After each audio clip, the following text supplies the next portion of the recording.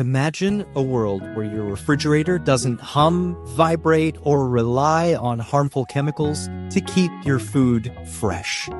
What if it could do all that using nothing but magnets? This isn't science fiction, it's the future of cooling technology, and it's closer than you think. For nearly a century, the refrigerator has been a staple in our homes, evolving from a simple icebox to a high-tech appliance with touchscreens and smart features. Yet beneath all those modern upgrades, the core cooling mechanism has remained largely unchanged. Traditional fridges still rely on a heat pump system, using compressors and refrigerant gases to move heat from inside the fridge to the outside. But what if we could ditch those clunky, noisy compressors and harmful chemicals altogether? Enter the magnetocaloric refrigerator, a revolutionary cooling technology that swaps gases and compressors for magnets and metal alloys. At first glance, the idea of cooling with magnets sounds like something out of a futuristic lab.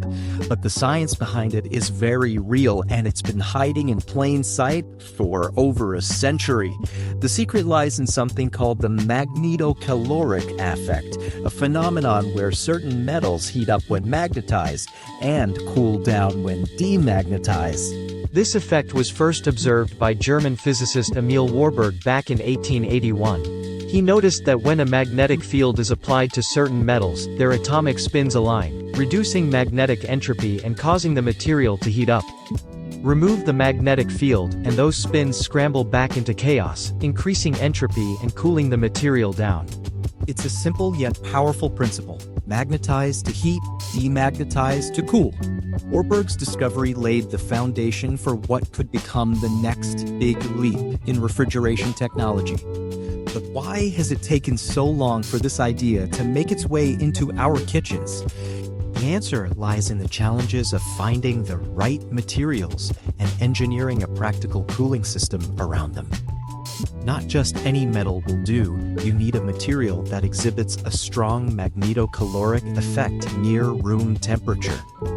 One such material is gadolinium, a rare earth metal with a Curie temperature of about 68 degrees Fahrenheit, 20 degrees Celsius.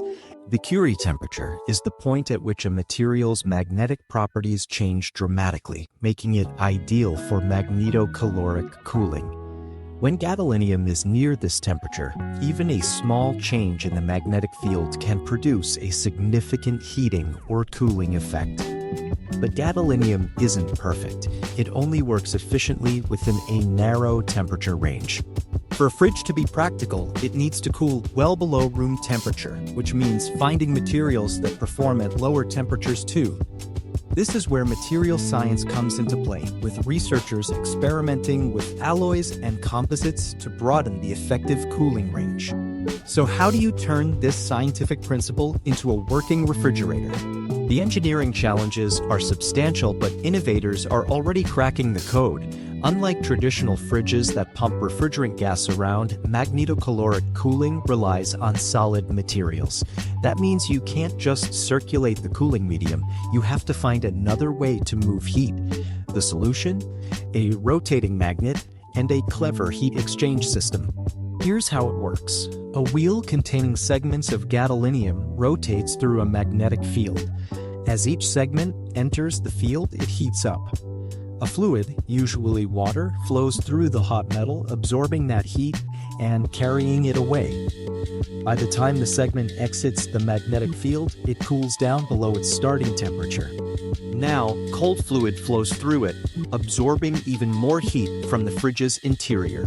This cycle repeats continuously, creating a cooling effect without compressors or harmful refrigerants. The precision required is staggering. The timing of fluid flow and magnet rotation must be perfectly synchronized. Miss the window and the cooling effect is lost. This process, known as active magnetic regeneration, is the heart of modern magnetocaloric refrigeration. But the benefits are worth the complexity. For starters, magnetocaloric fridges have no moving parts aside from the rotating magnet and fluid pumps. That means no noisy compressors, no vibrations, and far fewer points of failure. They're also incredibly energy efficient, with some estimates suggesting they could cut power consumption by 30 to 50% compared to conventional fridges. Then there's the environmental advantage. Traditional refrigerants like hydrofluorocarbons, HFCs, are potent greenhouse gases, with some having thousands of times the global warming potential of CO2. Leaks or improper disposal can release these gases into the atmosphere, contributing to climate change.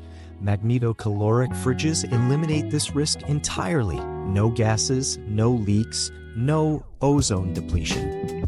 Several companies are already bringing this technology to market. German startup Magnetherm has developed a commercial beverage cooler called Polaris, which uses magnetocaloric cooling to chill drinks to 41 degrees Fahrenheit.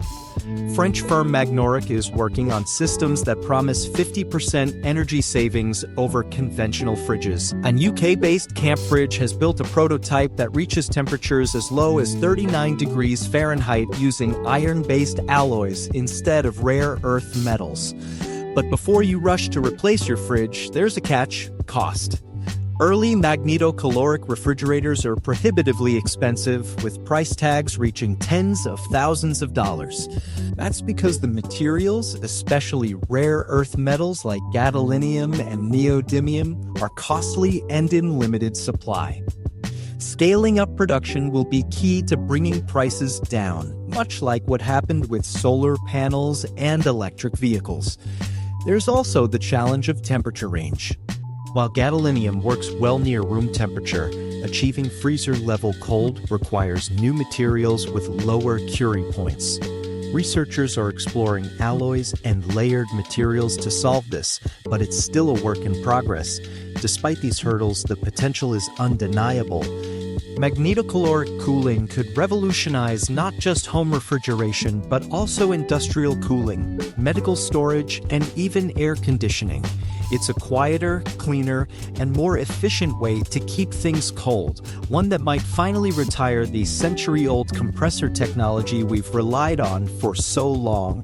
The question isn't if this technology will take off, but when. And with material science advancing faster than ever, that future might be closer than we think. Now, let's dive deeper into why magnetocaloric refrigeration isn't already in every home and what it will take to get there. The biggest roadblock isn't the science, it's the economics. Right now, a commercial magnetocaloric fridge can cost upwards of 50,000 euros compared to a few $1,000s for a conventional model. That's a massive premium, even for businesses looking to cut energy costs. But history shows us that new technologies often start expensive before scaling drives prices down. Think of LED light bulbs, which once cost hundreds of dollars but now sell for a few bucks. The same could happen here if manufacturers can solve the materials bottleneck. Rare earth metals like gadolinium and neodymium are essential for both the magnetocaloric materials and the powerful magnets needed to activate them. The problem? These elements are scarce, expensive, and dominated by a handful of countries. China controls nearly 90% of the refined rare earth supply, creating geopolitical and supply chain risks. Gadolinium reserves alone could only meet about 25% of global demand if magnetocaloric fridges went mainstream. That's why researchers are racing to find alternatives. Some companies are experimenting with lanthanum iron silicon alloys, which could replace gadolinium entirely. Others are layering different materials to create a broader cooling range, eliminating the need for a single perfect alloy. AI is even being used to accelerate the discovery of new magnetocaloric materials, simulating thousands of combinations in silico before lab testing. Another challenge is efficiency at extreme temperatures. While gadolinium works great near room temperature, it's far less effective at freezer-level cold. That's why current magnetocaloric fridges are limited to beverage coolers and medical storage, where temperatures don't need to go below freezing. For household freezers, we'll need materials with Curie points well below 32 degrees Fahrenheit. This isn't impossible. Researchers have already identified candidates like manganese-based alloys, but they're not yet ready for mass production. Even with these hurdles, the energy savings alone make magnetocaloric cooling worth pursuing. The U.S. Department of Energy estimates these fridges could cut household energy use by 30%, while startups like Magnoric claim up to 50%. For a typical home fridge using about 1,700 kilowatt hours per year, that's a savings of $100 or more annually. Commercial users with their larger fridges and higher energy bills could save thousands. Over a 15-year lifespan, a single magnetocaloric fridge might save $28,000 in operating costs. That's a game changer for supermarkets, restaurants, and data centers, where cooling is a major expense. But for the average homeowner, the math isn't as compelling yet. Even if prices drop to $20,000, the break-even point would still be over a decade away. That's why early adoption is likely to focus on commercial and industrial applications, where the scale justifies the investment. Noise reduction is another selling point. Traditional fridges can hit 75 decibels when the compressor kicks in, about as loud as a vacuum cleaner. Magnetocaloric fridges with no compressor and minimal moving parts operate at near silent levels. That's a big deal for open-plan kitchens, offices, and hospitals where noise pollution matters. Then there's reliability. Compressors are the most common point of failure in conventional fridges, with seals wearing out and motors burning up over time. Magnetocaloric systems have fewer mechanical parts, which could mean longer lifespans and lower maintenance costs. But the technology isn't without trade-offs. The precision required for active magnetic regeneration means these fridges are complex to engineer. Valves, pumps, and sensors must work in perfect harmony, leaving little room for error. And while rare earth magnets are incredibly powerful, they're also brittle and prone to corrosion if not properly coated. Durability in real-world conditions like power surges or temperature fluctuations is still being tested. Regulatory hurdles also loom. The refrigeration industry is heavily regulated with strict standards for safety and efficiency. Magnetocaloric fridges will need to prove they meet or exceed these benchmarks, which could slow adoption. On the flip side, governments pushing for greener technologies might fast-track approvals or offer subsidies to spur development. The environmental angle is perhaps the strongest case for magnetocaloric cooling. HFCs, the refrigerants used in most fridges today, are climate nightmares. A single kilogram of R134A, a common HFC, has the global warming potential of 1,430 kilograms of CO2. And these gases can linger in the atmosphere for over a decade. Magnetocaloric fridges eliminate this risk entirely. No leaks, no emissions, no guilt. For companies with sustainability goals, that's a huge win. So when can we expect to see these fridges in stores? Pessimists say it could take another 20 years to overcome material and cost barriers. Optimists point to the rapid progress already being made, with commercial units like Magnatherm's Polaris already on the market. The truth is likely somewhere in between. Within the next decade, we could see magnetocaloric fridges in niche applications, wine coolers, lab equipment, and high-end kitchens.